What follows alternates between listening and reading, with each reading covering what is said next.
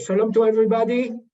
I'm happy to open the JISS Bnei Brit International webinar on the US after the midterm elections. I will welcome now Dan Mariaschin for his welcome remarks.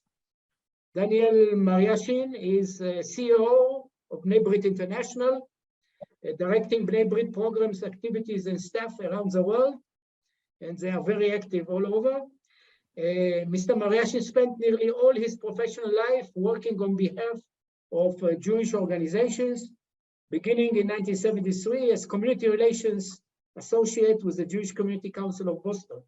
In 1977, Dan Mariaschin joined the Anti-Defamation League as director of its Middle East Affairs Department. From 1979 to 1986, he served as assistant to ADL National Director, responsible for ADL nationwide program of leadership and development.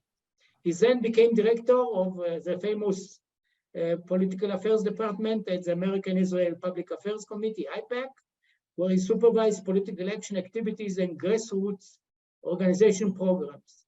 Prior to joining Bnei Brit, Mariaschin served as Director of Communications for former Secretary of State Alexander Haig during his 1988-89 presidential campaign. I heard many stories about Haig from then. Mr. Mariaschin has written numerous articles and reviews on anti-Semitism, foreign affairs, national security for many publications. He is a noted lecturer who speaks nationally and internationally, and he's a friend, and we cooperate on many occasions. And then it's your floor. Thank you, Efraim, and good morning, good afternoon to each of you.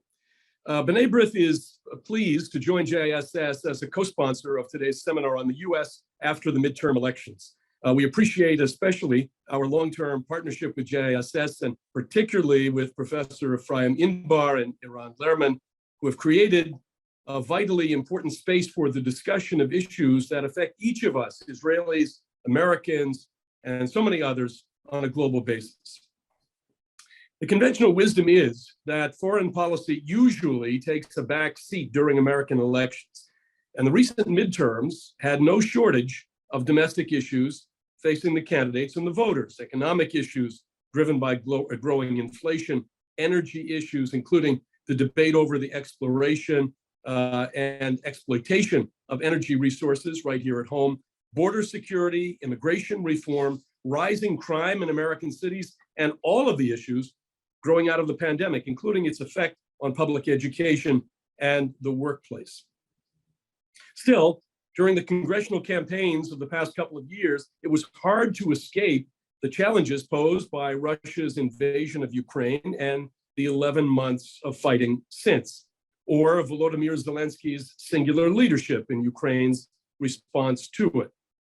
How has all of this affected an awakened NATO, and beyond that, the transatlantic relationship? And Iran, the ill-advised and breakneck pursuit of a new nuclear deal with Iran, ran into a stone wall as new revelations about Iranian drones attacking Ukrainian cities and as tens of thousands filled the streets of Iranian cities protesting the murder of Masha Amini and the treatment of women in general. Or concerns over whether the unfolding battles in Ukraine might wash over into US-China relations, and in particular to the China-Taiwan issue. A constant in all of this is the US-Israel relationship. Hard on the heels of our election here was the election in Israel, with so many vectors creating the connective tissue for this relationship, some of them security-based, but not all of them. Many of us are constantly taking the temperature of these ties and working to strengthen them, given how the challenges to the interests of both countries align over Iran's hegemonism and malign behavior in the region and beyond, relationships in the Gulf, the ongoing unrest in Syria, and Hezbollah's continuing hold on Lebanon, the importance of growing the Abraham Accords circle of countries, and the always present objective of achieving stability in the Eastern Mediterranean. Sharing their views today on these and other issues are a group of highly respected experts and observers of US foreign policy and the international security scene. Again, welcome to all who have joined us today for what we know will be a highly stimulating discussion. Thank you very much, Dan. Before we continue, I just want to remind our audience that if they have any questions, please use the chat function. Use the chat function on your computers if you have any questions to our contributors. It's my pleasure now to call upon Shmuel Rosner, who is an Israeli columnist, editor, and researcher. He's a contributing opinion writer for the International New York Times. He's a political editor of the Jewish Journal, for which he writes the daily blog, Rosner's Domain. He wrote for the Jerusalem Post. He was chief United States correspondent for the daily newspaper Haaretz. Rosner writes in the Hebrew daily Ma'ariv. He's also the nonfiction chief editor for Israel's largest publication house, Kinneret Zmorat Dvir. And he's also senior fellow at the Jewish People Policy Institute. And for the last year, or maybe more, he was appeared almost every day on Israeli TV as a commentator. Shmuel, the floor is yours. Thank you so much. It's a pleasure to be here and to see so many friends via Zoom. Hopefully one day we will reconnect in a more formal way in the same room, but for now Zoom is highly convenient. I was tasked with speaking about the internal affairs in the United States after the midterm election, and I'll start by saying that this is the perfect day to speak about such things, because then again we broke another precedent, a 100-year precedent by failing. Well, it's not us, it's them, but they failed to elect a Speaker of the House yesterday. They might be able to do it today. I don't know if they're going to succeed or not. But this sequence of breaking different precedents, one after the other, in American politics is, of course, not a coincidence. This is a direct result of the situation in which Americans find themselves, and a puzzled world is watching from afar, worrying about the fate and the future of the United States, and about the implications of such atmosphere to all to the international affairs and to world stability. So I would like to highlight, we don't have much time, but I would like to highlight a few things that many of you are probably familiar with, but we need to put them together by order, and maybe this will clarify the picture, at least the way I see it. I would like to speak about pessimism, about polarization, about a tie between two camps, about an internal battle within the different camps and the different parties, about the loss of the art of shame in politics and in society at large. And then I would like to say a few words about radicalism and about the fact that the United States is so busy with its internal affairs. So I promise to do it all fairly quickly. There is a new poll who just came out from Gallup, and they asked Americans about their predictions for the new year, for 2023. And if you go to the Gallup website and look at these predictions, you will see a very strong column of red colors and a fairly weak column of green colors, which means that on most issues they asked about, there are about 20 such issues, Americans are pessimistic.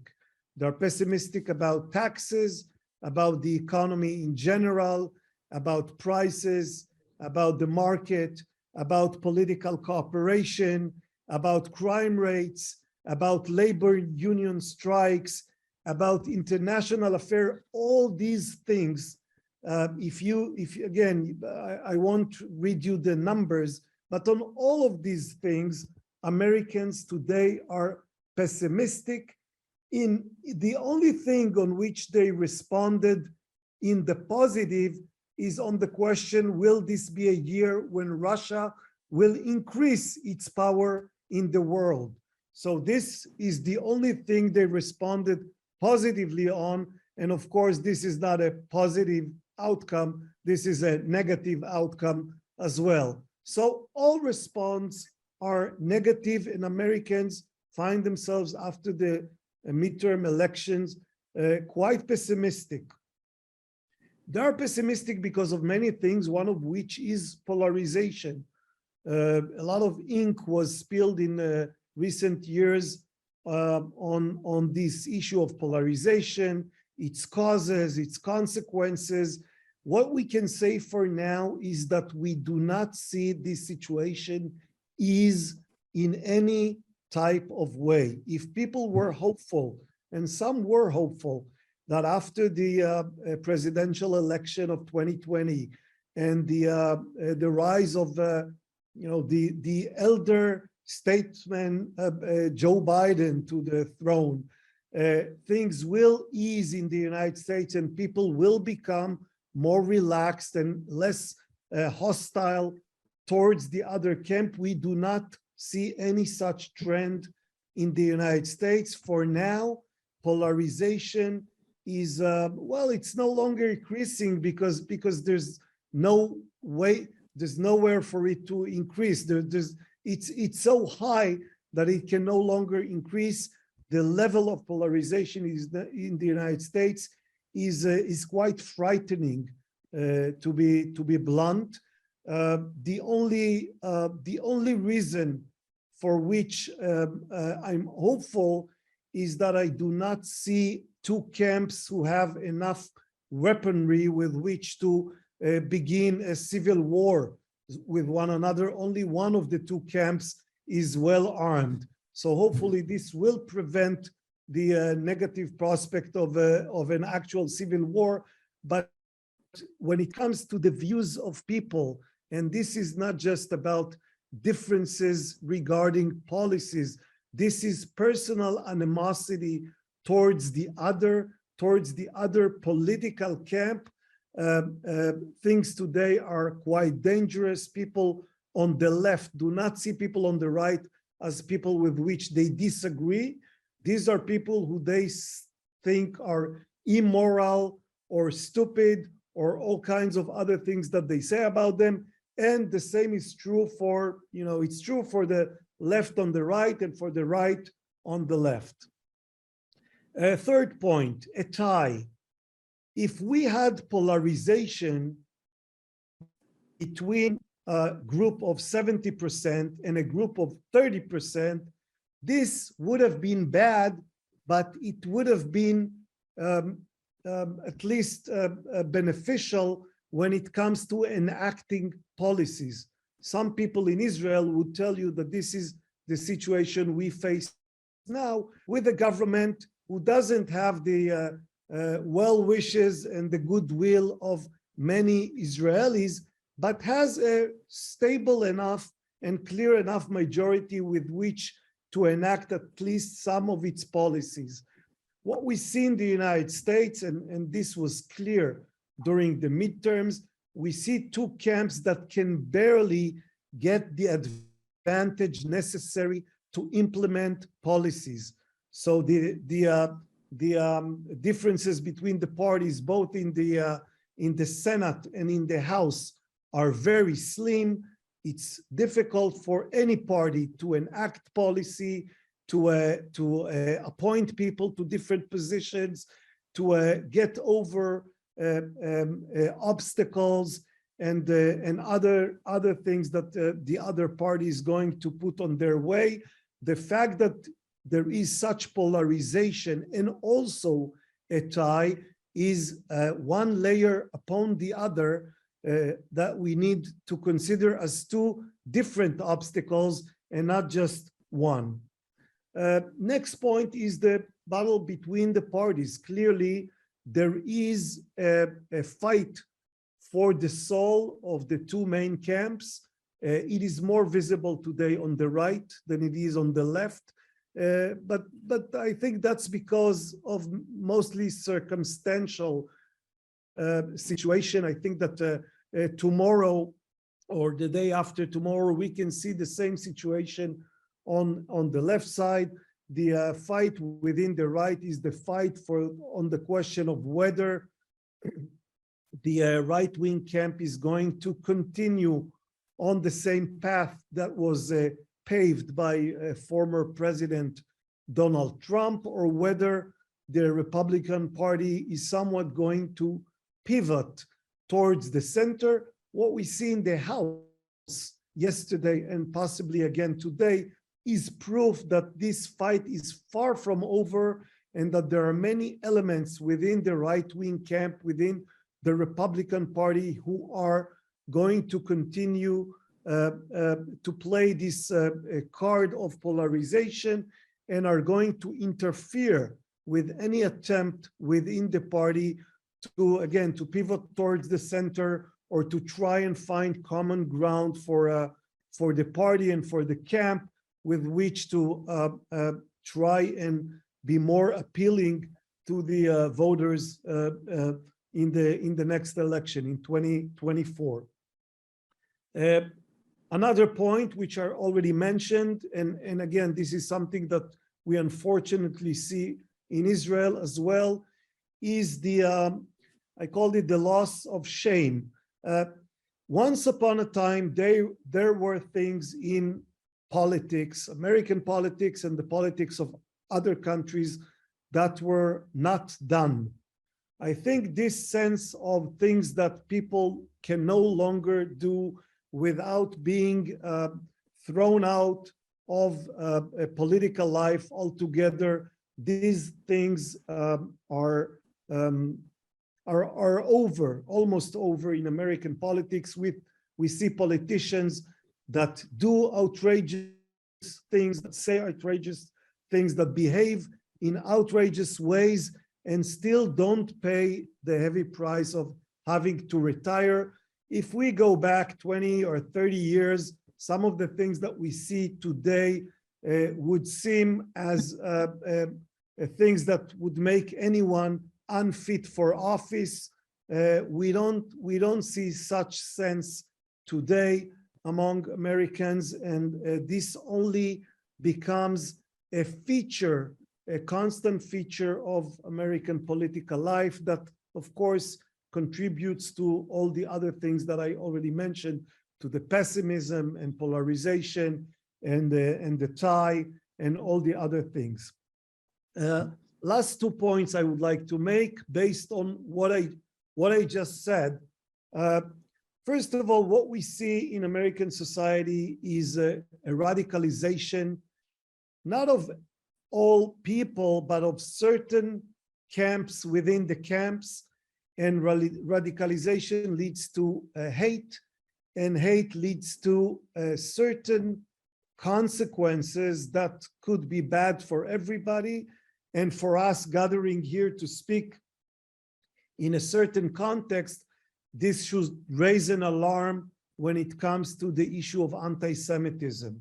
The rule of the thumb is that when societies become radicalized, Jews tend to suffer, whether it's from the left or from the right.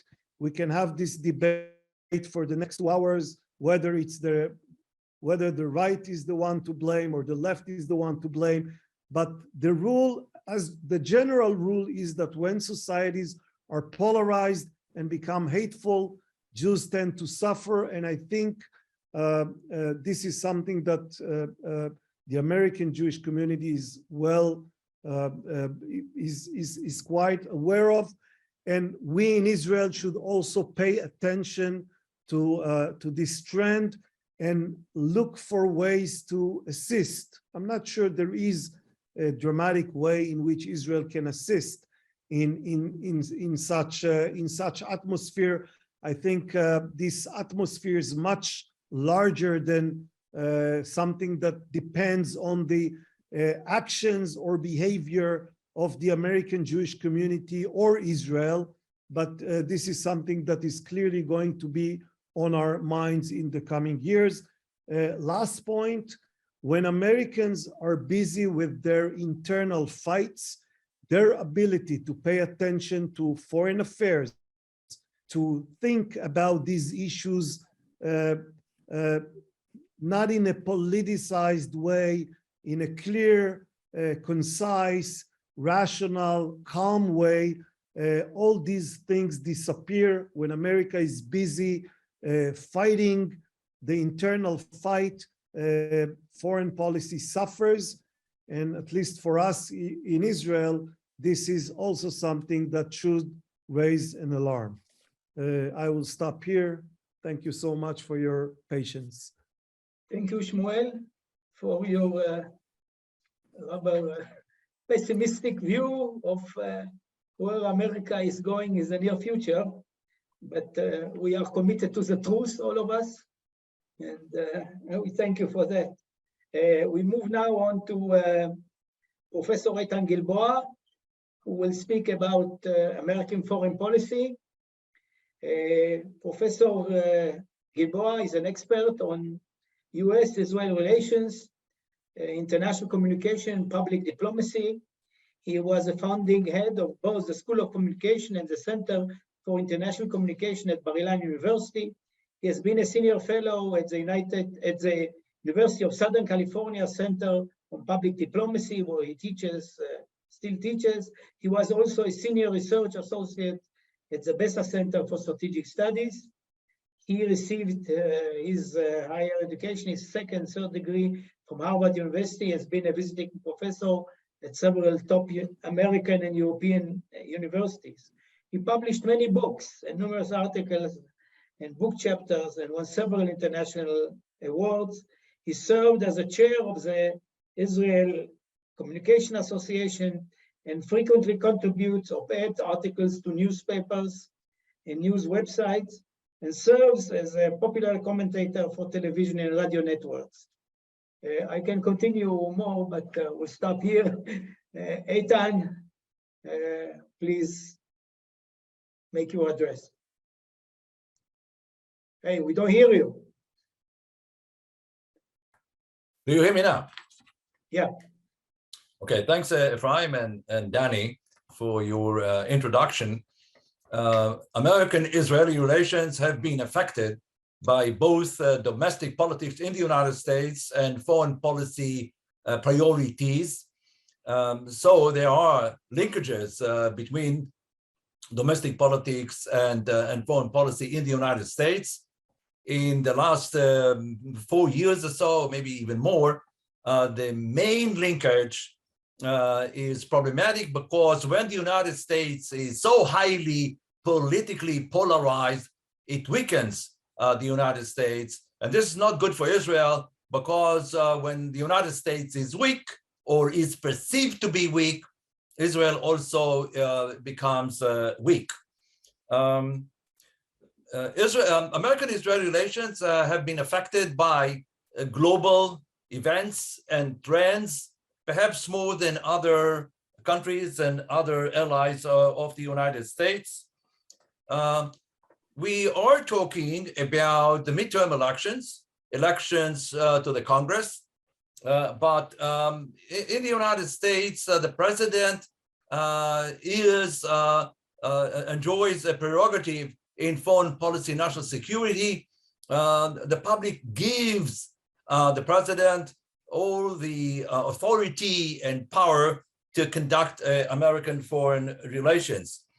There are people here in Israel, politicians, especially among the present coalition, who are entertaining the idea that perhaps into 2024, Trump will win re-election, and Netanyahu is already back in the prime minister position. So the Trump-Netanyahu years will be restored in 2024. But unless Biden resigns in the next 2 years, he is going to be the president until January 2025. That's a long time in contemporary history of both the United States and Israel. Usually, the Congress does not have much influence on foreign affairs and international relations. It does exercise power on budgets. And this is important because the Congress approved a total of about $20 billion in military aid to the Ukraine. As you may know, Israel receives every year $3.8 billion. Yes, Netanyahu and Obama signed back in 2016 a 10-year foreign aid agreement. But since the president cannot spend even 1 cent without congressional approval, every year Congress has to approve again the budget for the following year. Several Republican lawmakers have not been satisfied with the foreign aid to the Ukraine. They said that perhaps the United States should not give a blank check to Zelensky to continue the war. So this is something that we will have to follow. Congress can also pass resolutions, non-binding resolutions. Lawmakers can write letters to the president advocating or opposing certain policies or legislation. But that's really much of what the Congress can do. Paradoxically, when Congress, in its present formation, the House controlled by the Democrats and the Senate by the Republicans, the more they make life hard for the president, the more the president would be interested in doing and pursuing foreign policy goals. A word about the 2024 presidential elections. Since Trump announced his candidacy just a few weeks ago, very early compared to the customs, usually presidential candidates announce their plan to participate in presidential elections perhaps 1 year or 1.5 years before the elections. But since Trump already announced his candidacy, it seems that the 2024 presidential elections have already been started, and they will be with us for the next 2 years of the Biden administration. I want to say a few words about the global scene and how the United States is planning and implementing policies, global policies. So the first point is that we have been witnessing in recent years hegemonial battles, confrontations that are on who is going to dominate the international system in the 2021st century. I have been hearing since the beginning of this century that the United States is either already declined and is in the process of declining, is very weak. So other countries are interested in replacing the United States as a hegemonial country, hegemonial superpower in the world, and so Russia, China, European Union, perhaps are positioning themselves toward succession of the United States as a hegemonial power. And all of this has important implications for the place and role of Israel in world affairs. In Ukraine, we see exactly that kind of a syndrome. Putin thought he would exploit the Western weakness, perceived weakness, in order to restore the power and prestige of Russia that characterized the Soviet Union during the Cold War. So his goal has been to increase the power of Russia via the use of force and intimidation, especially towards the former members of the Soviet bloc. So next year in the Ukraine war is going to be challenging. It seems that we will be moving from attrition to victory. The two sides obviously say they want victory. Putin wants victory, but also Zelensky is talking about winning this war. The question is, how long the United States and NATO, Europe, would be willing to support Ukraine in this war? But if we turn that question around, the question is whether the United States and the West can afford to lose this war. It seems that we see now some indication that the United States and NATO would be willing to increase their support for the Ukraine. The United States is now supplying both offensive short-range missiles of the kind that were used to bomb just a few days ago the Russian soldiers' barracks, but also for the first time they are willing to supply the Ukraine army with the Patriot air defense system, which says something about their own assessment of where this war is going. It is important to say that defeating a ruthless thug in international relations like Putin is a goal that the United States and the West are adopting. And in this context, I want to go back for just 1 minute to Israel. Eli Cohen, the new foreign minister, said just a few days ago that Israel will scale down its public statements about the Ukraine. And he also had a conversation with Sergei Lavrov. Netanyahu had already spoken before that to Putin. In American eyes, this is not good. This is not perceived as helping the West or the United States. Maybe the opposite.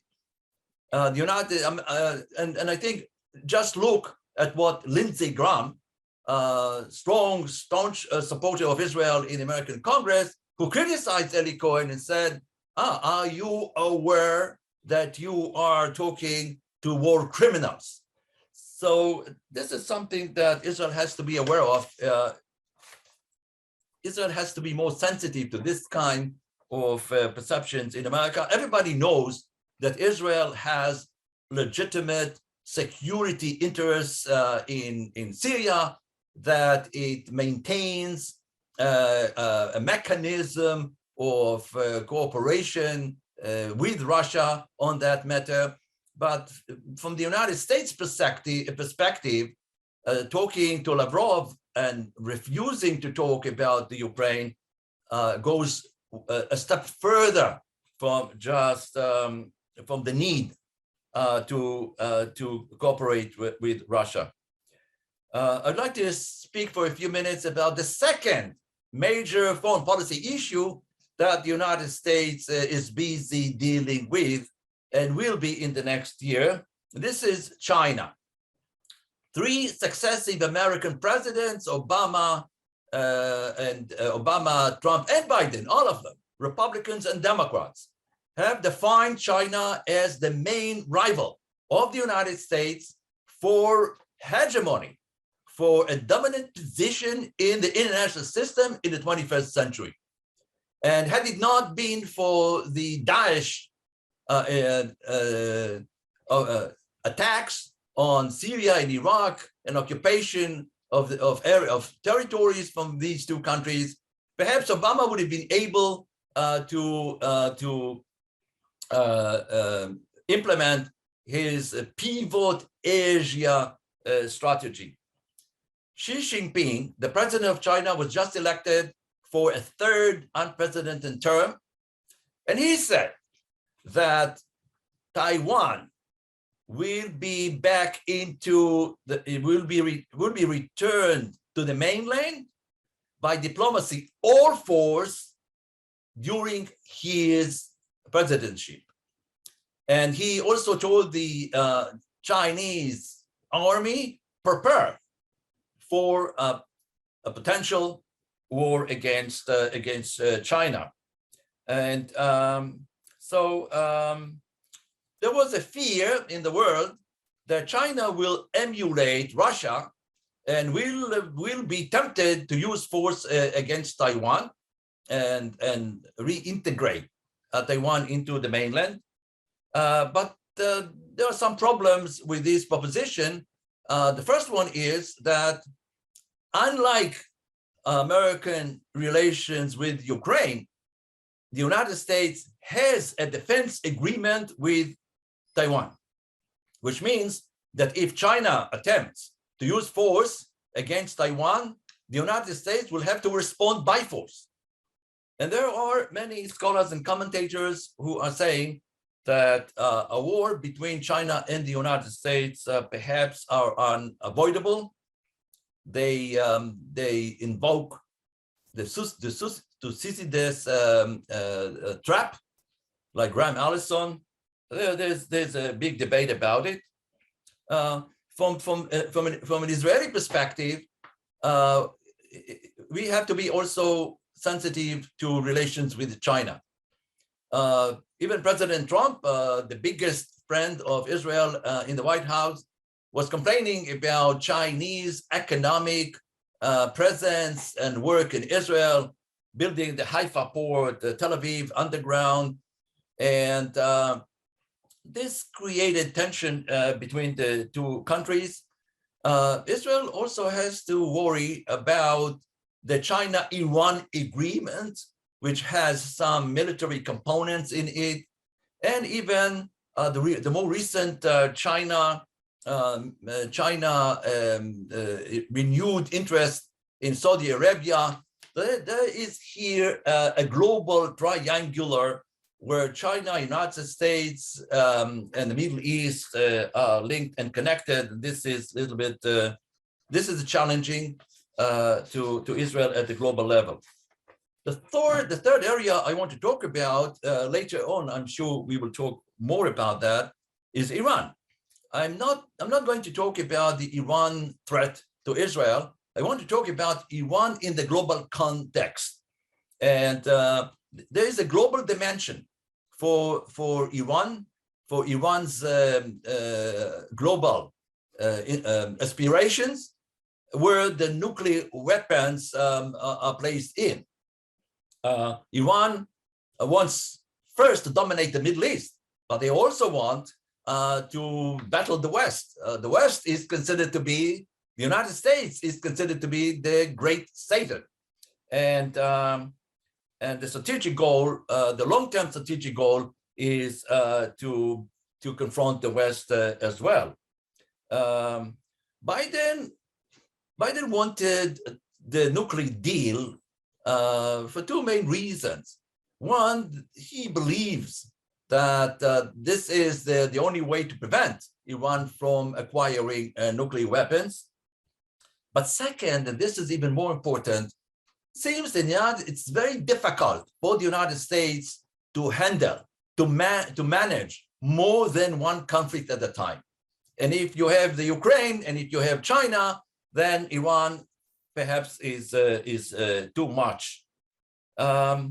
There's a huge challenge here with Iran, simply because if Iran becomes nuclear, the whole NPT system, the non-proliferation treaty system, is going to be destroyed. And this was a prime foreign policy and national security issue for the United States and the superpowers since the end of the Cold War. So this will have to be followed very closely, because what the United States is going to do now? There's no deal. Iran is moving ahead, but very slowly toward the nuclear bomb, and how this is going to affect the global policy and global standing of the United States. And so we go back to what I defined earlier as hegemonial battles, confrontations over the role of superpowers in the international system. And I want to conclude with something historical about Israel. During the first years of Israel, there was a huge debate here whom to support in the Cold War. The socialists who admired Stalin said Israel should align itself with the Soviet Union. Other people said, no, we should align ourselves with the United States and the West. And obviously, when the Soviet Union became the main supplier of weapons and sided with the Arabs, this ended the debate. But I think today for Israel, the question is, there's no question whom to support. Israel should support the United States in those hegemonial battles, because the alternative is much worse. There is no alternative for the United States in Israeli foreign policy and national security. Thank you very much. Thank you, Eytan. Now we move to Dr. Michael Doran, who will speak about a question I posed to him. Is the US leaving the Middle East? Dr. Doran is sitting in his car far away in LA because of personal circumstances. He doesn't sit in his office in Washington. Michael Doran is senior fellow and director of the Center for Peace and Security in the Middle East at the Hudson Institute in Washington. He specializes in Middle East security issues and co-hosts a realignment podcast. I didn't get my link to it, Mike. And in the administration of George Bush, W. Bush, Doran served in the White House as a senior director of the National Security Council, where he was responsible for helping to devise and coordinate US strategies on a variety of Middle East issues, including Arab-Israeli relations and US efforts to contain Iran in Syria.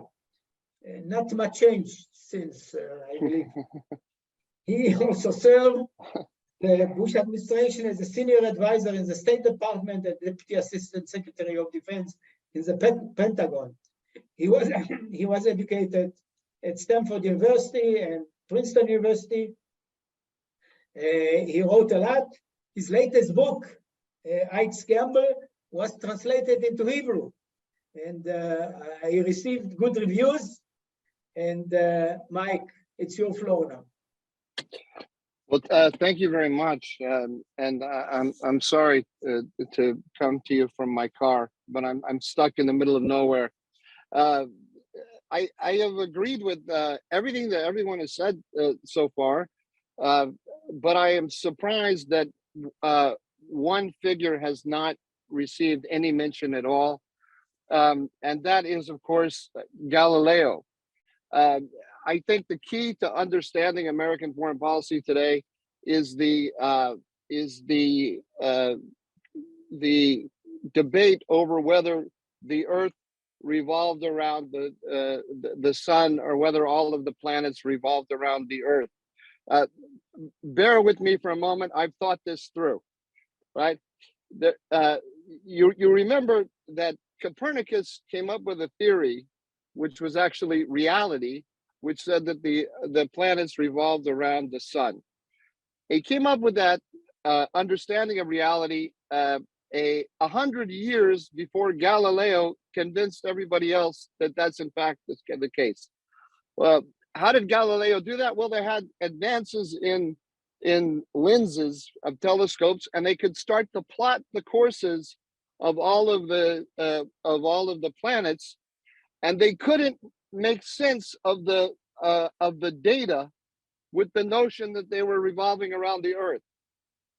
And so eventually they had to say, well, the only way to make sense of this is to go to Copernicus's theory and assume that they're going around the sun. And if we do that, then they all move in pretty much perfect ovals. Now, for that 100 years before it went from an Earth-centric to a solar-centric universe, there was increasing data about where the planets were, and what people had to do is they had to create what were called epicycles. So they instead of a planet having an oval orbit around the Earth, they would do little loop-de-loops and go and do these little curlicues all around, and that would allow the data to match the theory.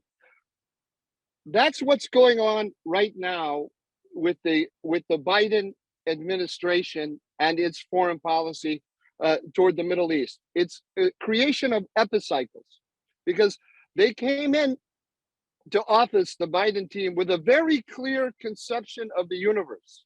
And it was a conception that they received from the font of all wisdom, Barack Obama. And they all served in the Obama administration. They all developed this view. They were all convinced of it.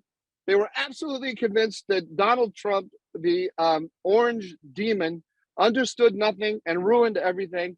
And they were going to come in and return sanity to foreign policy. The problem is that their theory doesn't actually match reality.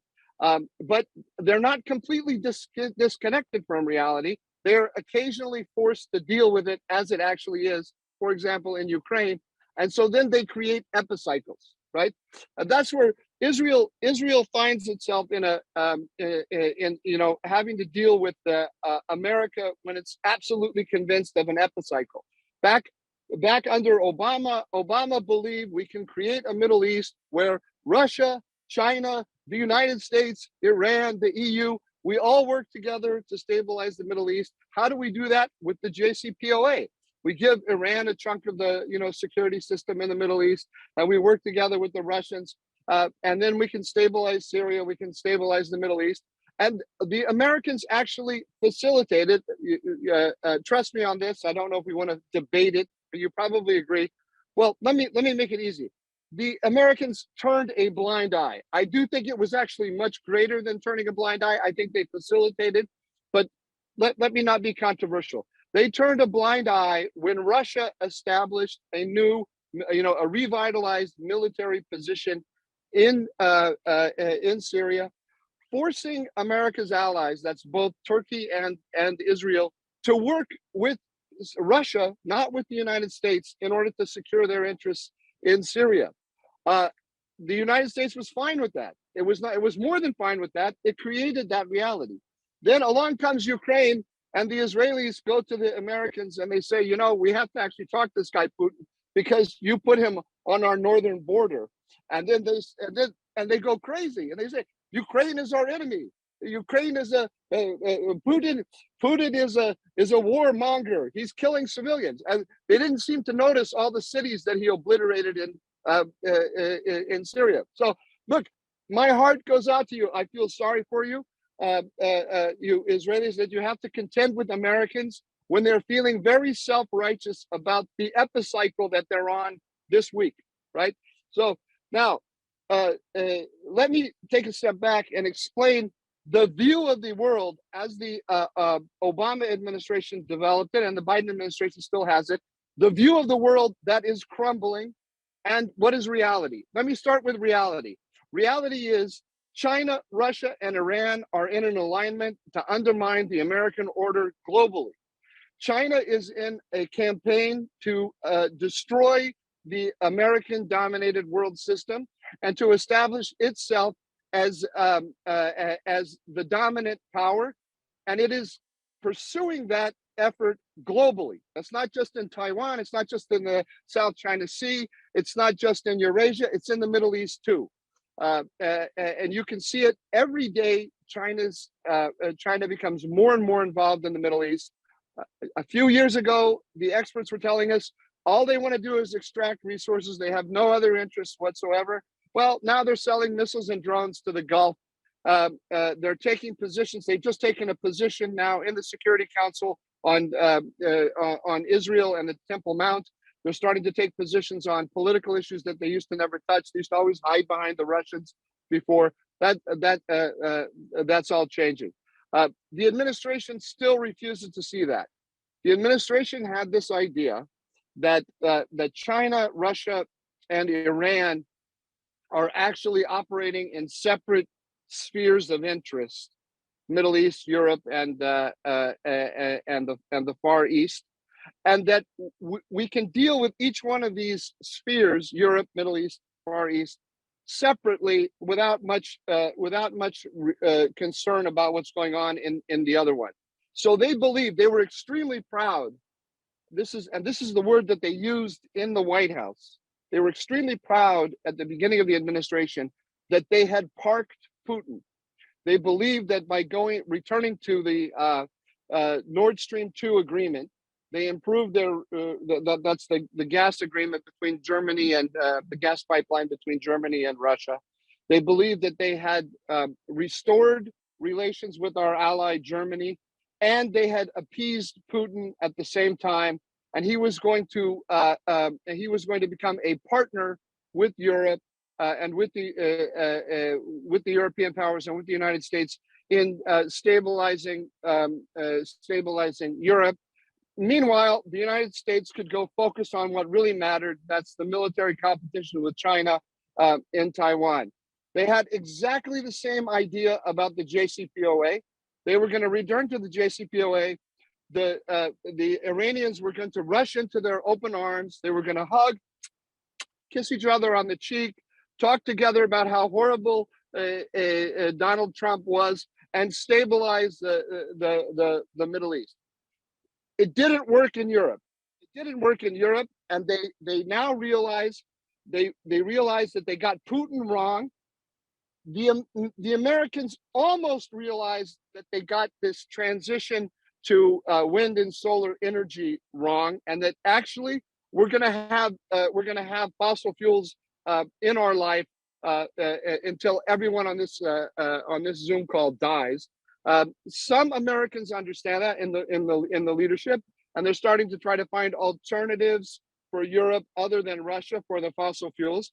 The Europeans have yet to completely admit that they got that one wrong.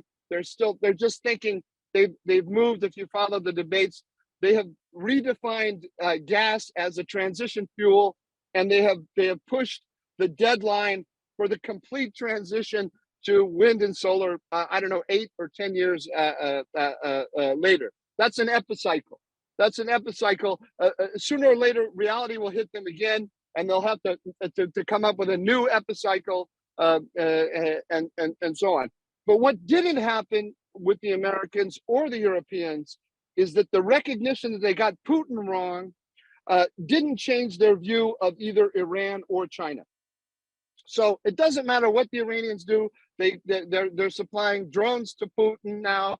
They're going to have industrial scale. They're going to have they have become a drone exporter now, a drone and missile exporter, and that got no reaction from the Americans. They are enriching uranium to 60%.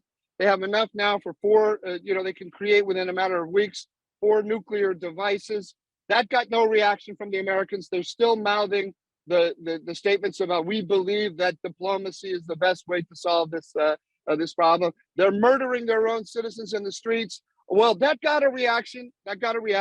We're very disturbed by that. We're very, very disturbed. Our heart goes out to those people, and we sanctioned a couple of individuals in Iran who are responsible for the killing.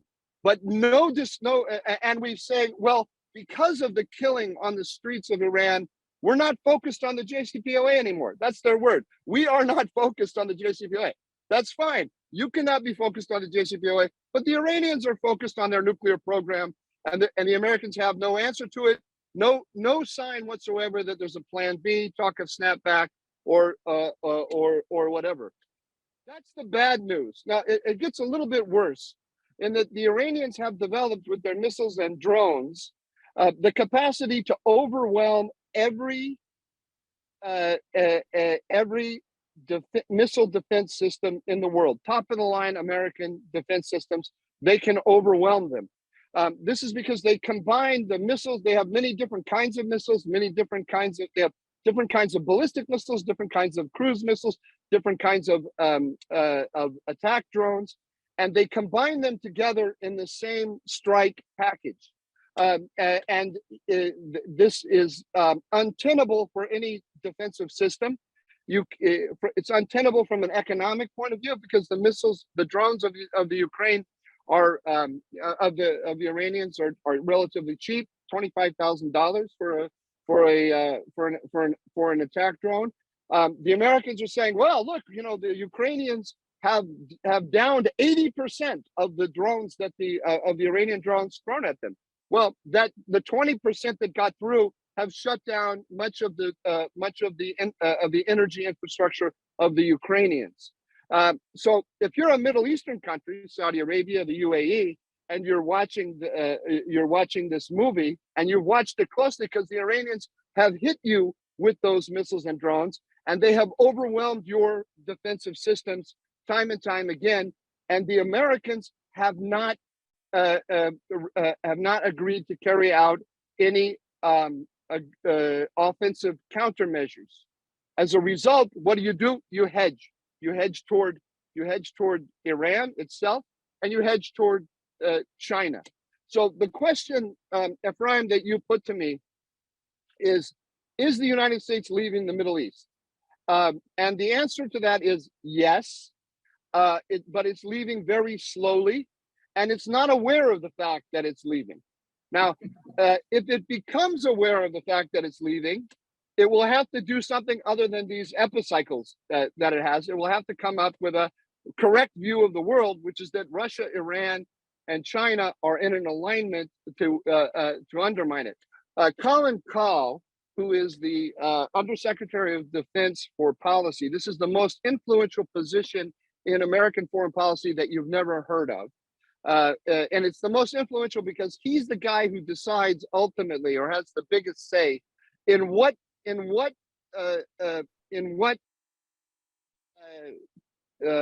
military systems, what weapon systems go to what allies. So when there's a question about whether we give to Ukraine drones that could destroy all of the artillery of Russia or not, he gets to make that call. Do we give them HIMARS, which can hit, long-range artillery, basically, that can hit behind their lines? Do we give them or not? He's the guy who decides. And this makes all the difference because, Iran gave Russia the ability to hit Ukraine way behind its lines, but the United States is unwilling to give Ukraine the weapons that will allow them to hit the Russians way behind their lines in a tit for tat. Because what they want in the end is a balance, because they still believe in that ultimate idea that the Earth is that all of the planets are revolving around the Earth. They still believe that they can arrive at a system where we can keep Russia separate from China, we can keep the Middle East separate from China and Russia. So Colin Kahl recently said, and every Israeli should think about this very, very deeply. We are no longer, he said this privately to a group that a friend of mine attended, we are no longer security providers in the Middle East. We are security integrators. So the holy grail of CENTCOM is to create an integrated missile defense system in the Middle East that integrates Israel with the Arab countries. That is becoming a reality, if not a reality, it's getting much closer to reality. It's very exciting to Israelis. It's good for Americans. It's good for the Middle East. It's all good, except here's the thing: you cannot defend against the disruptive military capacity of the Iranians. That's their missiles, drones, and cruise missiles, which they combine together in a strike package. You cannot defend against them without carrying out offensive countermeasures. And the United States explicitly tells its allies, we're not in the business of security provision. And that means we will not carry out offensive countermeasures, and we will not support offensive countermeasures. So what that does is it puts the United States in the position of being a mediator between Iran and America's traditional allies. In a sense, it's placed itself as a mediator between Ukraine and Russia. It's not quite so obvious because the current epicycle on Ukraine is really hostile to Russia. But remember, the JCPOA requires working with the Russians. Do we believe for a second that the Americans have given up hope of working with the Russians on the nuclear program? I don't think so. So I'll end there. This is the problem we have.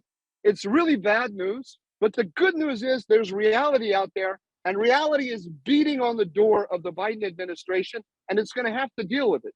And so Israel needs to put itself in the position to talk to the Biden team about what reality is and how Israel can help it deal with reality. Thank you very much, Mike. I hope the sun will remain the center of our universe. And I now call upon Colonel Reserve Dr. Eran Lerman. He's Vice President of the Jerusalem Institute for Strategy and Security. He will speak on U.S.-Israel relations. Dr. Lerman was Deputy Director for Foreign Policy and International Affairs at Israel's National Security Council. He held senior posts in the IDF military intelligence for over 20 years. He also served for 8 years as Director of the Israel and the Middle East Office of American Jewish Committee. He teaches in the Middle East Studies program at the Shalem College in Jerusalem and postgraduate programs at Tel Aviv University and the National Defense College. He's an expert on Israel's foreign relations and on the Middle East.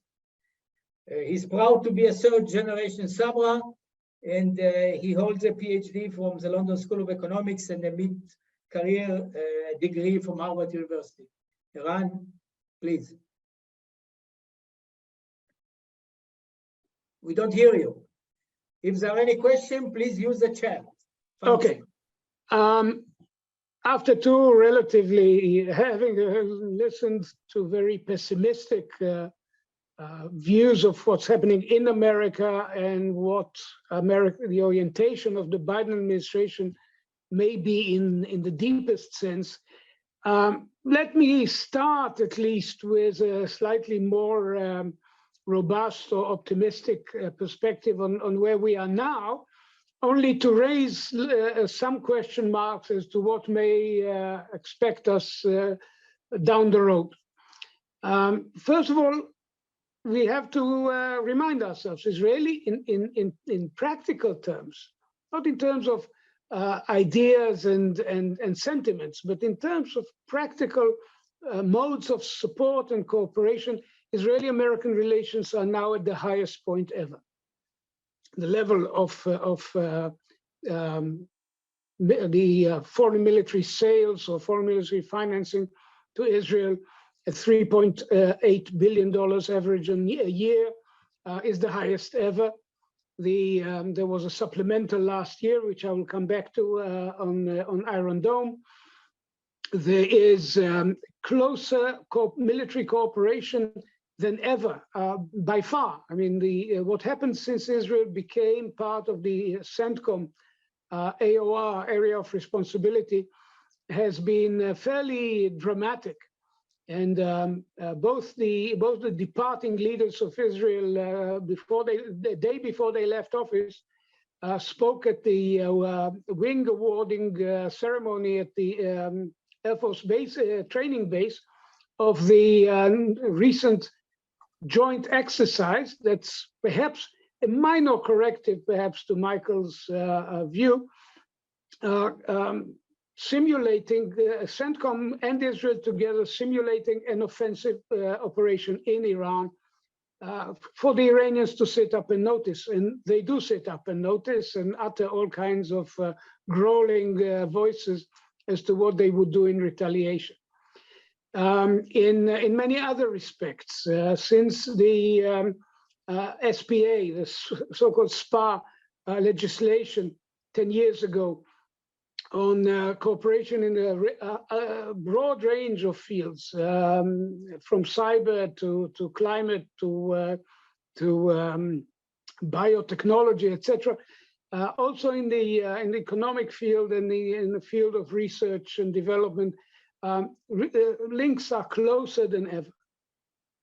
Moreover, we have a president in the United States who is a declared Zionist by his own language.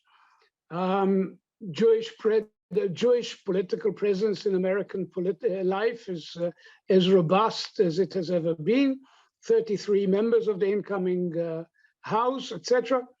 So, in many ways, it's tempting to remind ourselves that the point of departure for any discussion of what's coming is one that would have been unbelievable for Israelis, I would say, even 20 and 30 years ago, not to mention going back to what Eytan mentioned about the debate, when Ben-Gurion made the decision in Korea to vote alongside the US on Truman's request in 1950, the United States nevertheless remained very cold towards Israel for years to come. And here we are in a completely transformed world. And the question is, of course, what lies ahead? And so far, I would say that the one substantial test of where Israel stands in America, in American affairs nowadays, came last year over this Iron Dome supplemental. And it did send a shiver down some Israeli spines that it was knocked off the budget in order to pass the general budget, but that was because the Republicans voted against the budget. So the 10 radical, progressive, anti-Israeli voices were enough to foil the budget had it not been put out. So it was put out. There were 24 hours of anxiety, and then came the actual affirmation of where Israel really stands when the House leadership, then it was still Pelosi, etc.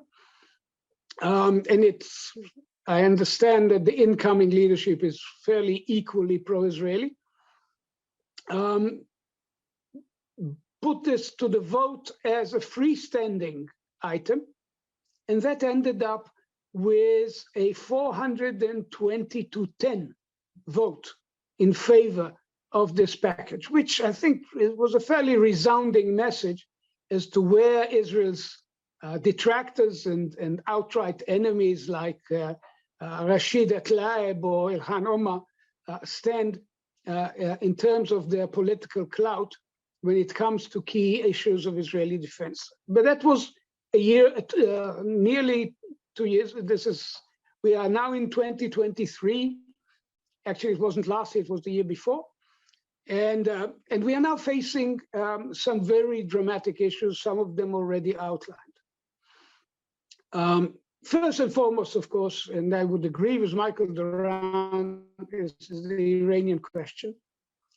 And it's certain that we are not yet at the meeting of minds.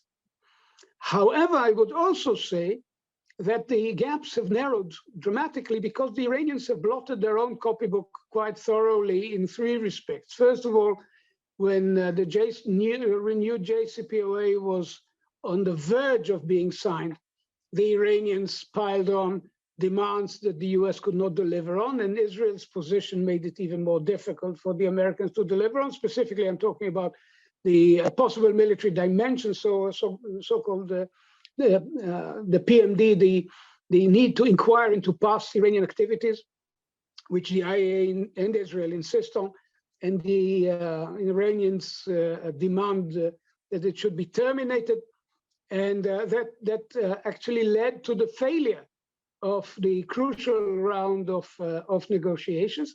Then came the Iranian support for Russia and the brutal repression of the hijab protests.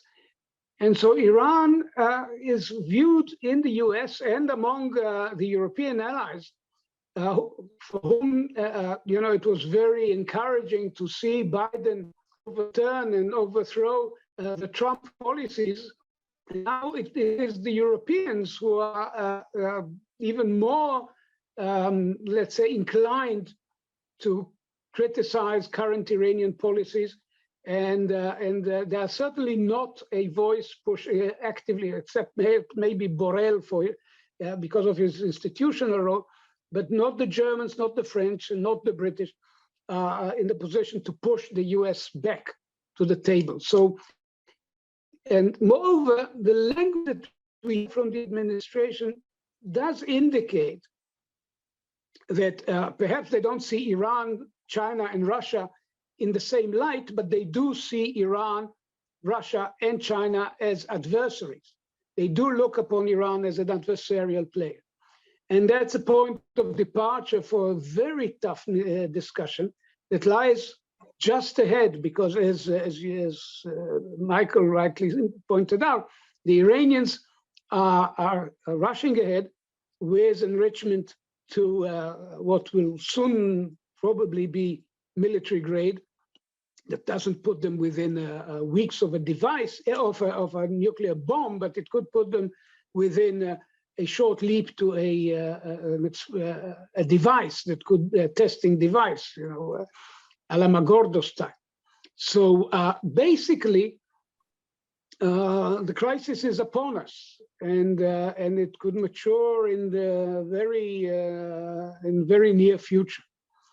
And that will, of course, be a very crucial test of Israel's standing and Israel's relations with the United States.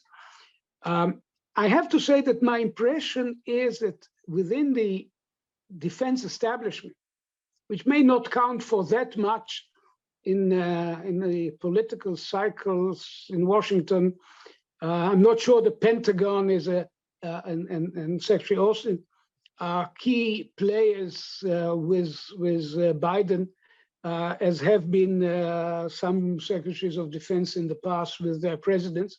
But nevertheless, I would say that the American defense establishment, not necessarily because they've come over to the Israeli point of view, but since Israel, Saudi Arabia, and the other key American allies in the region share the same perspective, it is fed back to Washington jointly today.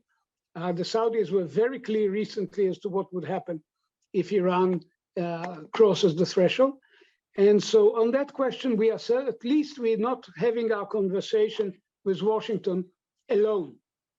And I would even dare say we are not the only ones who speak out loudly, as was the case in 2015 when the Saudis cursed the administration behind closed doors, and we criticized it in the open. So that is clearly the most significant question now, but it's not the only one.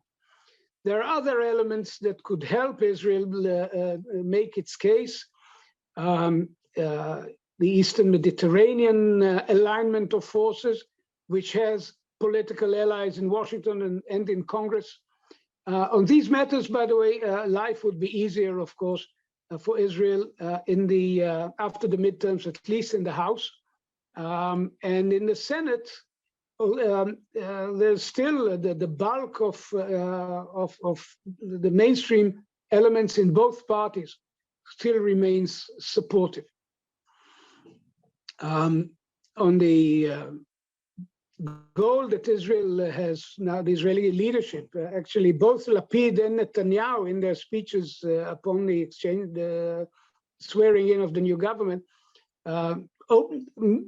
Lapid more openly, Netanyahu slightly more indirectly, mentioned the need for the expansion of the Abraham Accords, and specifically to Saudi Arabia. Is the U.S. willing to help? At least nominally it is. This is what Secretary Blinken apparently told his new counterpart, Eli Cohen. Is it able to deliver for the Saudis what the Saudis want? And they want American, not Palestinian, let's say, contributions towards such a decision. It is yet to be determined. The relationship is shaky.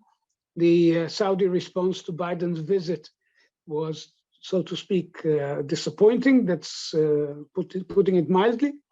There are complications, but still, at least nominally, the US is committed to help Israel on this mission. So much for the not too bad news. But we do need to be aware of three elements that cloud the future of the special relationship. And I would refer here to the elements of the famous triangle, the VIP foundations of the special relationship: values, interests, and politics.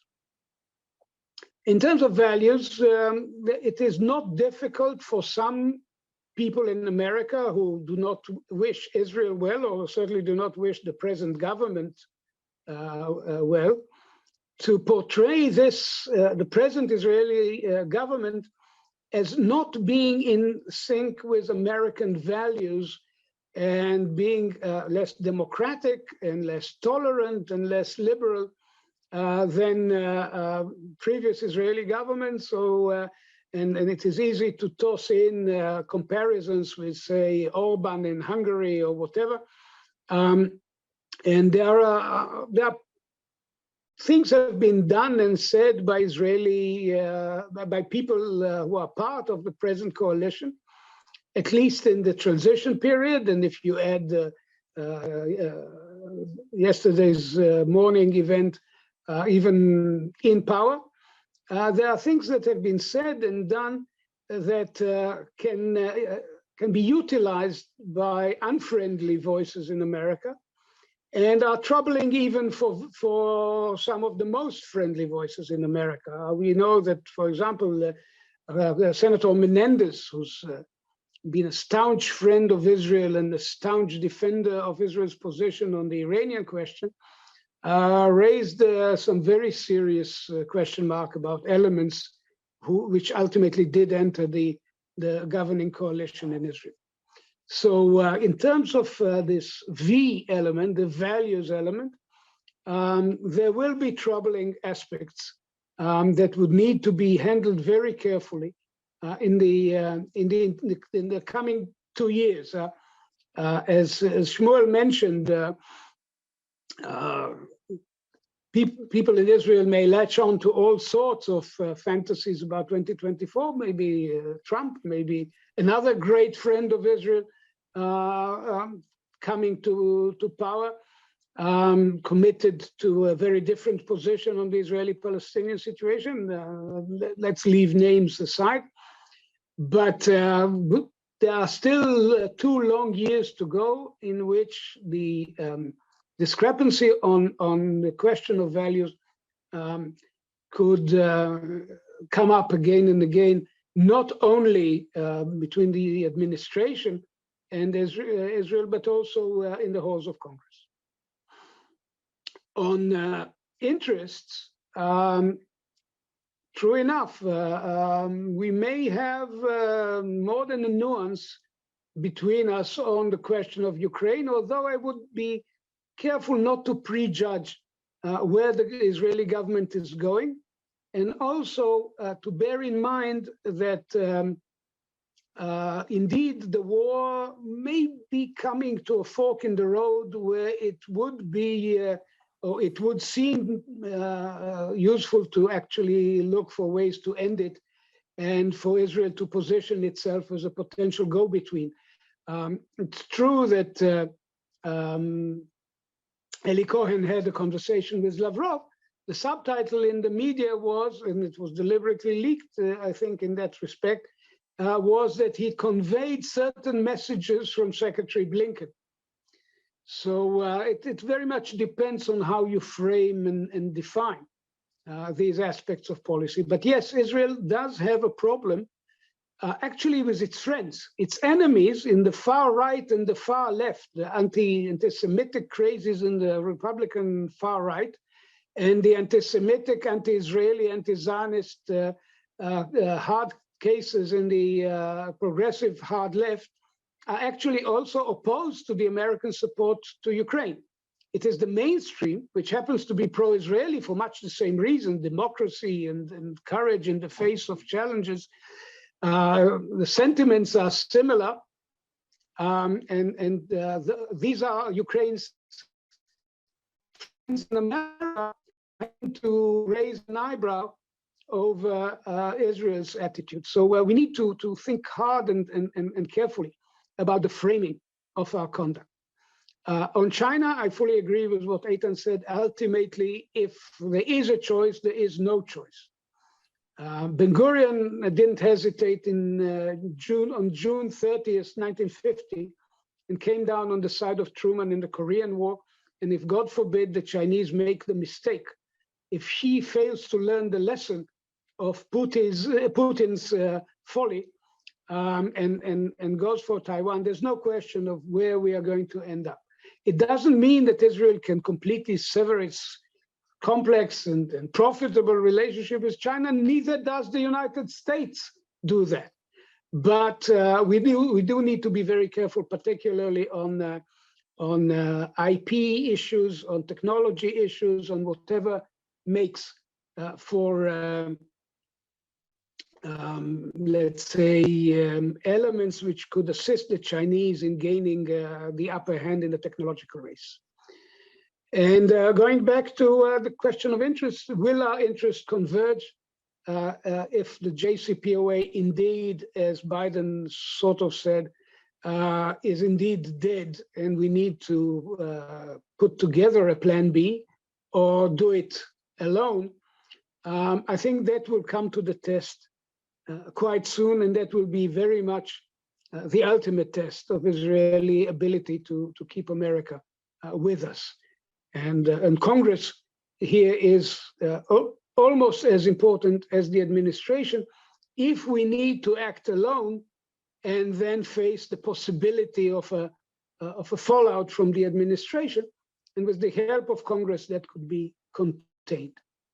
Now, on that last question, we need to bear in mind that on one hand, AIPAC has just scored in the midterms a very significant success in doing something that they refused to do for many years, namely to create their own PAC. Misleadingly, AIPAC is not a PAC. It's a public affairs, not a political action committee.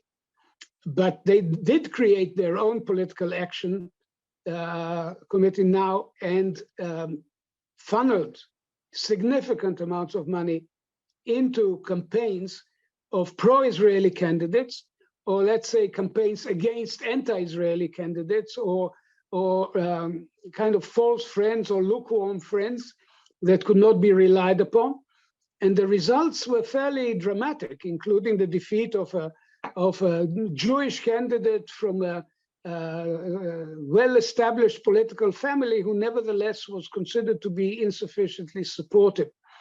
And so I believe that AIPAC did this to signal to that they still have clout in American politics, but also to signal to Israel that it should not and must not abandon the fight for the soul and the support of the Democratic Party. There are Israelis arguing cogently that the Democrats are drifting away and that American Jews are drifting away, and therefore we should shift our base to the Republicans and their evangelical political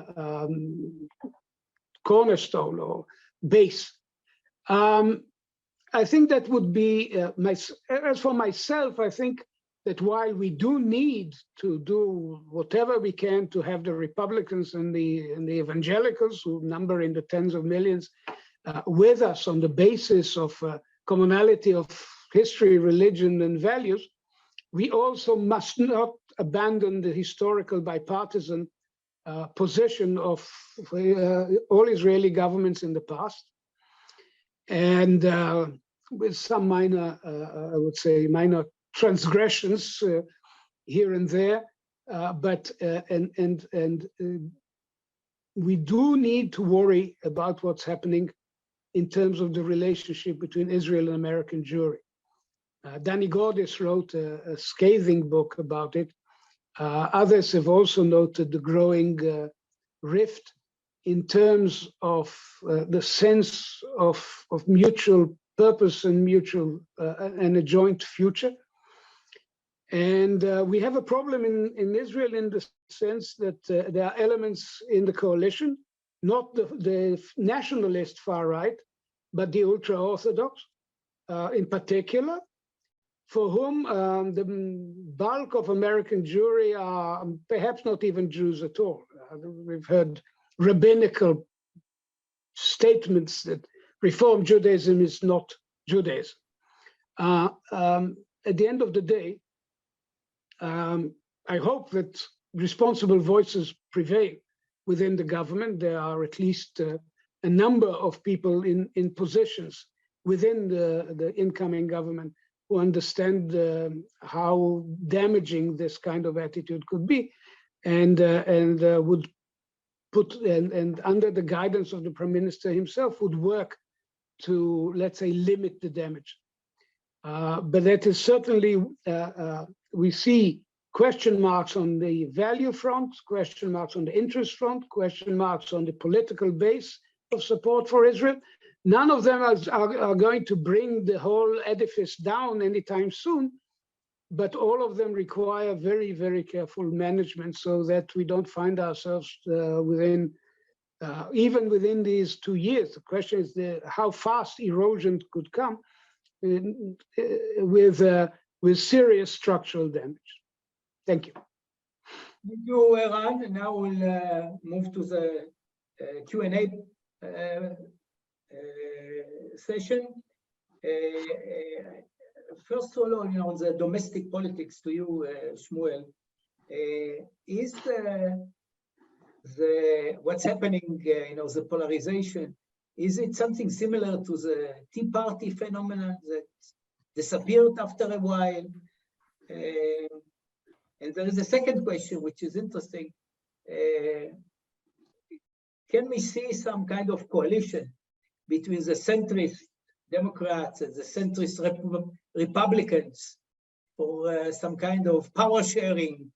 And what will be the implications? Well, the answer is to both questions is that since the early 90s or closer to the mid 90s, what we've seen in the United States is mostly a turn of the two parties, each in its turn, to the extremes and the inability of centrists to work together. There were several attempts by both by leaders in the White House and by senators, different groups of senators, to work together towards finding solutions for problems such as immigration and other issues.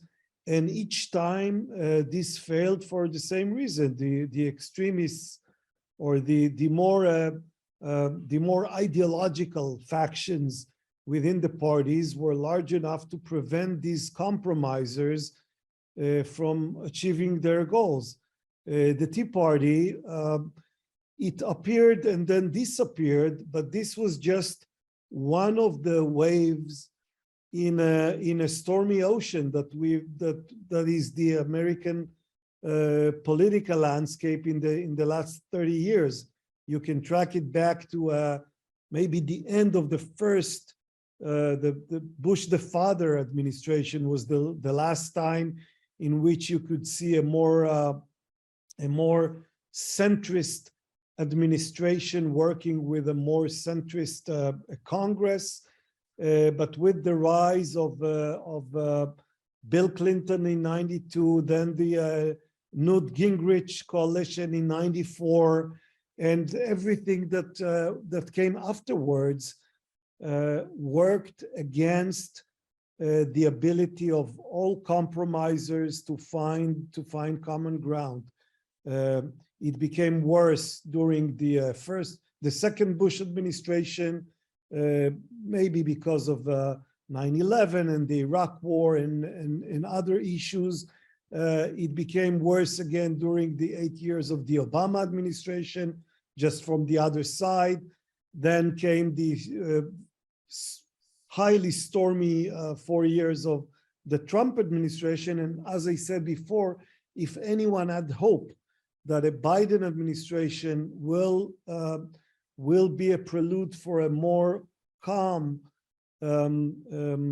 era, it didn't yet happen. You know, one can still hope, but it didn't yet happen. So looking for a centrist coalition of Democrats and Republicans that will work together in Congress, not having to worry about their constituencies, their districts, and their primary elections is an optimistic notion that I currently do not share. Thank you. Another question, maybe to Eytan as well as to Mike, which is connected to the previous answer.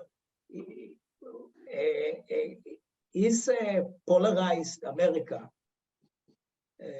able to deter China? It's able to fight a war, over Taiwan. What are the foreign policy implications of this polarization? Eytan mentioned it's weak, but on the specific issue of China, that 3 presidents identified as the arch rival. And there is agreement, there is no disagreement between the parties over the challenges of China to the United States. Eytan, you want to? Yes, so briefly, there is more consensus about Russia and China in the United States than on other domestic or foreign issues.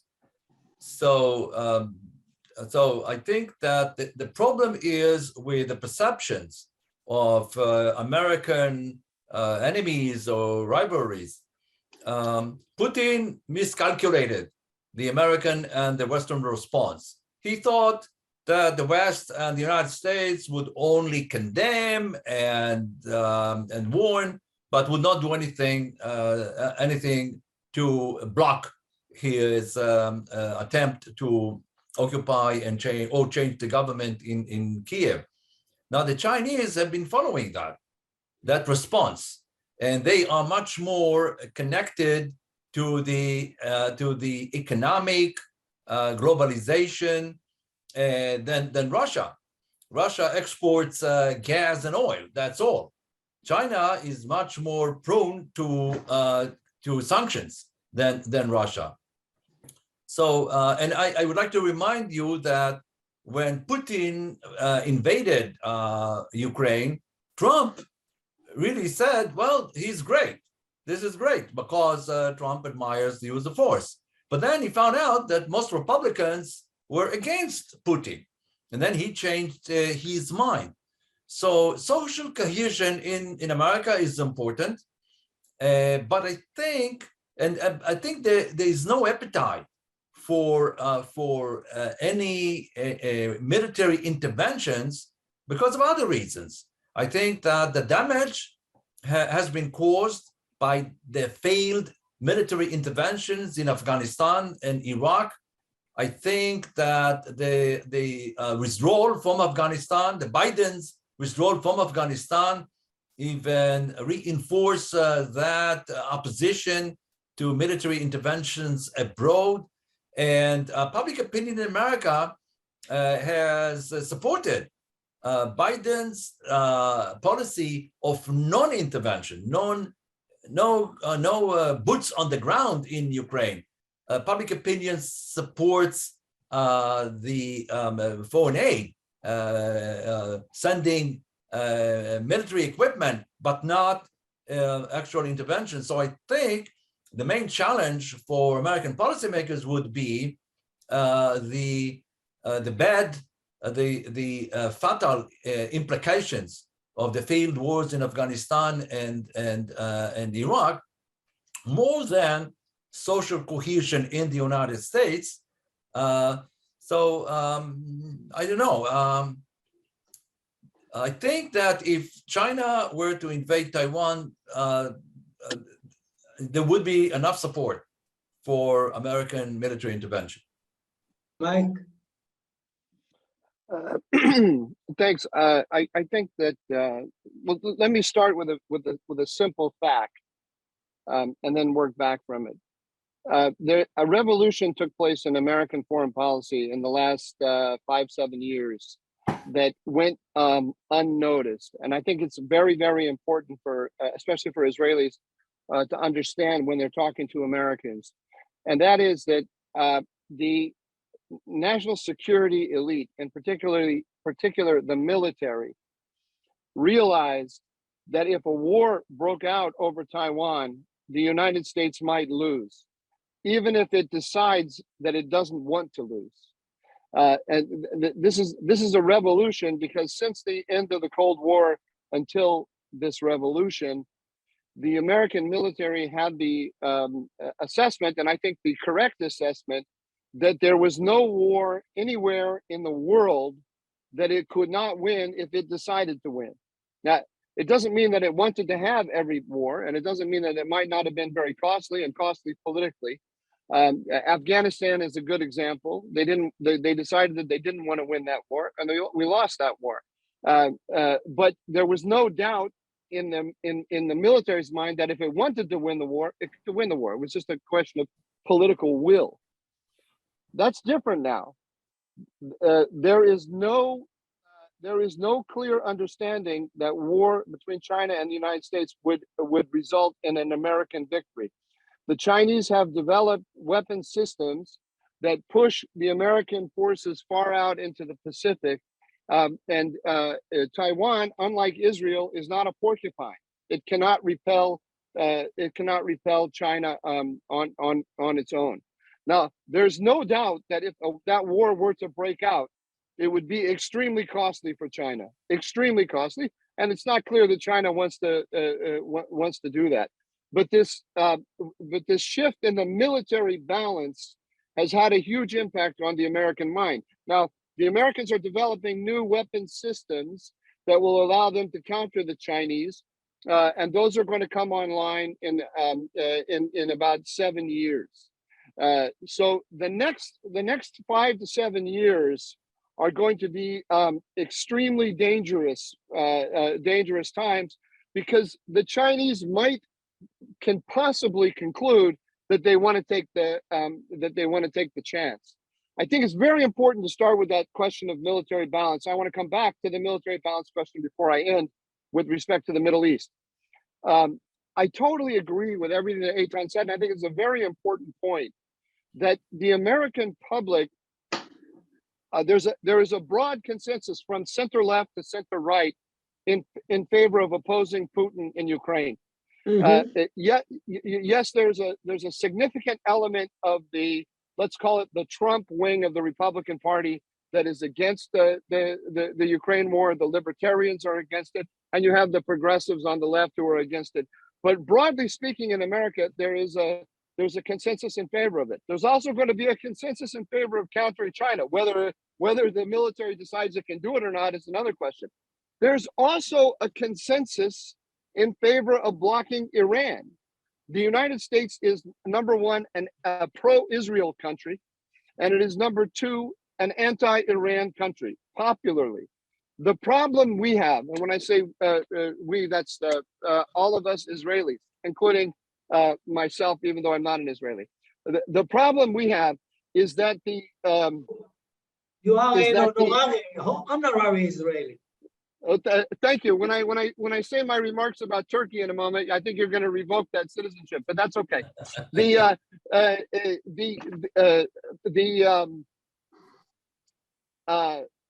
problem we have, and that's what I was trying to put an emphasis on with Galileo, is elite opinion.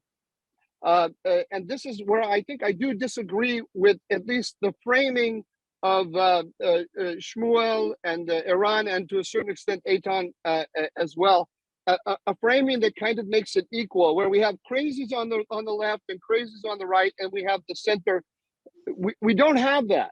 That's not what we have. We have a progressive worldview that has taken over the American elite.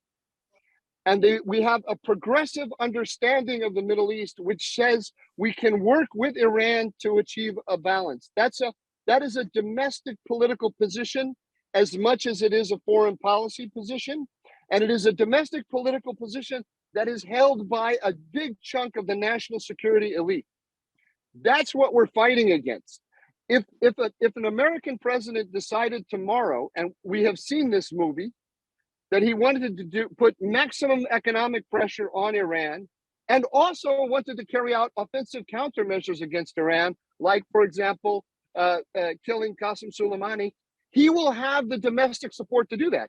If an ally like Israel, which can on its own carry out offensive countermeasures against Iran, wants to go carry out acts of sabotage in Iran, and the American president wants to support those acts, he will have a broad base of support in the American American public for those actions. The problem we have is that there is this pre-Copernican conception of international politics that has captured the mind of our elite. I repeat, Colin Kahl, the guy who is in charge of providing weapon systems to our allies, believes that we do not provide security in the Middle East.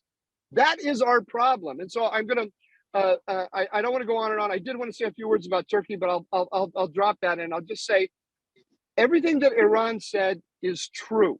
Everything he said, and he put together a good picture of why things are not quite as bleak as I said they were. But I don't think he refuted me in this sense. There are two key tests that the United States needs to, that every Israeli should be looking at when looking at American policies. Two key tests and one test that is not a key test. Let's start with the not a key test. Does the American president like Israel? Doesn't matter. Every American president likes Israel because America is a pro-Israel country. So they're always going to move in the direction of showing most of the public that they love Israel. How do they do that now? These guys who, so that's not the test. The key tests are, is the United States willing to put together a regional coalition against Iran? That is a coalition that is capable of carrying out offensive countermeasures against Iran. That doesn't necessarily mean war. That just means the only way to deter and roll back Iranian power is through offensive countermeasures. And this administration is opposed to them doctrinally and explicitly. I can show you on CENTCOM's website where it says we do not support offensive measures against Iran. That's explicit, absolutely explicit.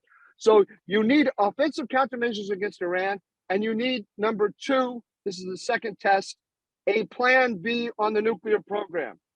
It doesn't, all of the words that they say of hostility toward Iran, all of the words that they say of hostility to the Iranian nuclear program, all of the condemnations, they're not worth the paper they're written on, those statements, right? Shmoom. It's offensive countermeasures through and through and through. That is all that matters here. And this administration is absolutely against it. And it's going to get worse as time goes along. So those are the tests. There's political support in the country for a president who wants to do it. There's not support for it in the Democratic national security elite. That's the problem. I wanted to continue on Turkey because there was a question about the preferred policy of the United States vis-a-vis Turkey. You realize that all of your other panelists here, when you said, I want you to continue, they said, you just let that guy talk for 10 minutes. I want to talk. So I'll just quickly say about Turkey. Michael, it's always a pleasure to hear you. Very, thank you. That's very kind of you. That's very kind of you to lie. I appreciate it. Here's the thing. Because of this pressure on the left and on the right, because of the attitudes about the Iraq war and the Afghanistan war and so on, there's no appetite in the American public for a large-scale war in the Middle East or anywhere else for that matter. But Trump's operation against Qasem Soleimani and Biden's support for Ukraine have showed us that there's another way the United States can do this, right? We took out the second most powerful guy in the Iranian regime with the movement of our pinky. That was a drone attack, right? The United States forgets it's a superpower. There's an enormous amount of power that it has, and it doesn't have to just use it through George W. Bush style invasions of Iraq. It can support coalitions on the ground of people of countries that are actors that are willing to carry out military actions and create a balance of power to deter Iran and other actors. So the key conception that Americans have to have in their head is they have to look at the map, say, who are the bad guys? That's very easy. Russia, China, Iran, all of Iran's proxies. Who out there in our world has the military capacity to carry out offensive countermeasures or to hold territory and block the Iranians from moving into it, and the willingness to use that power? If you start sorting out the world in that regard, there are not very many actors at all. Israel stands out as a shining example. The other one in the Middle East is Turkey, right? Turkey is an independent power. It doesn't have to ask permission from Washington before it takes military action. It's willing to take military action.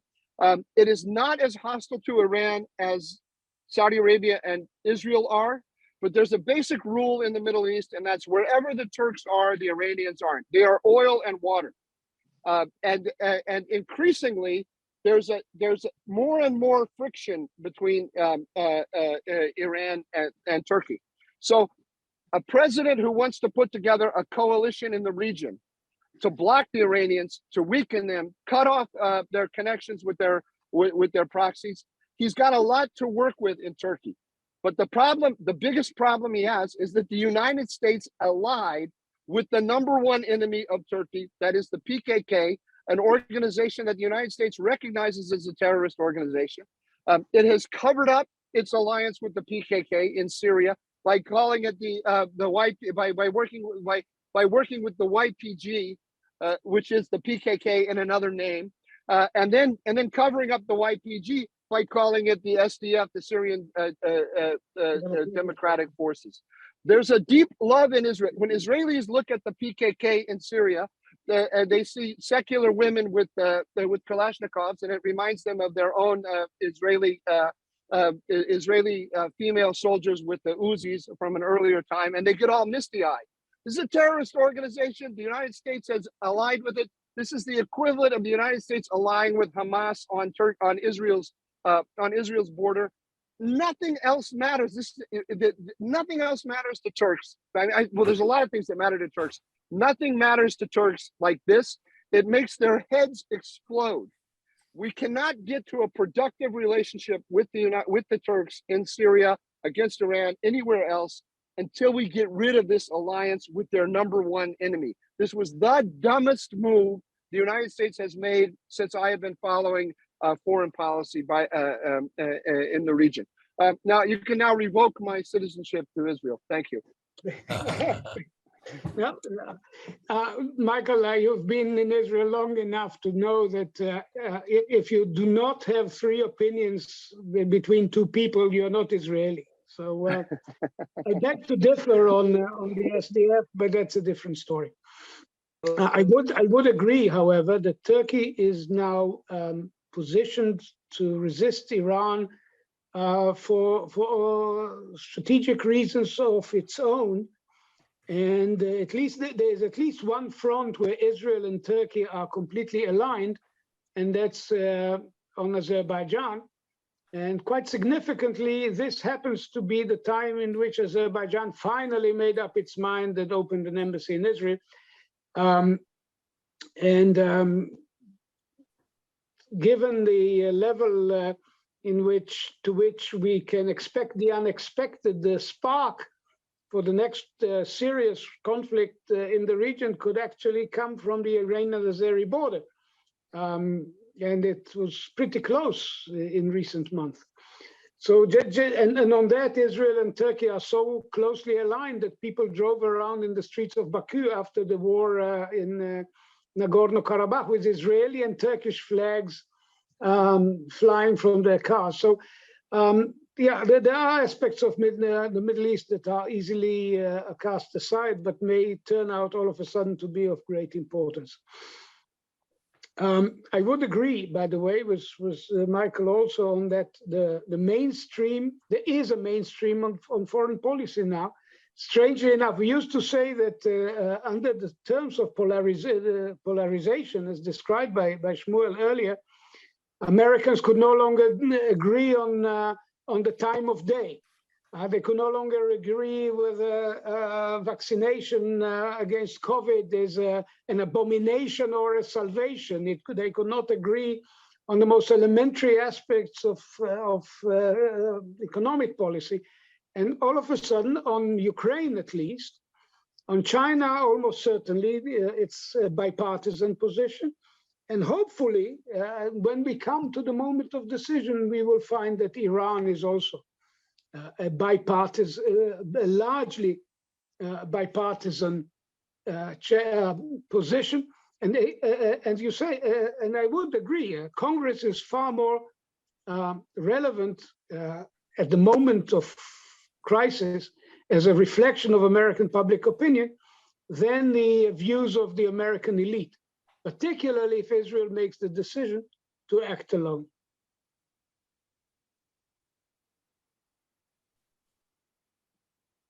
We lost Efraim.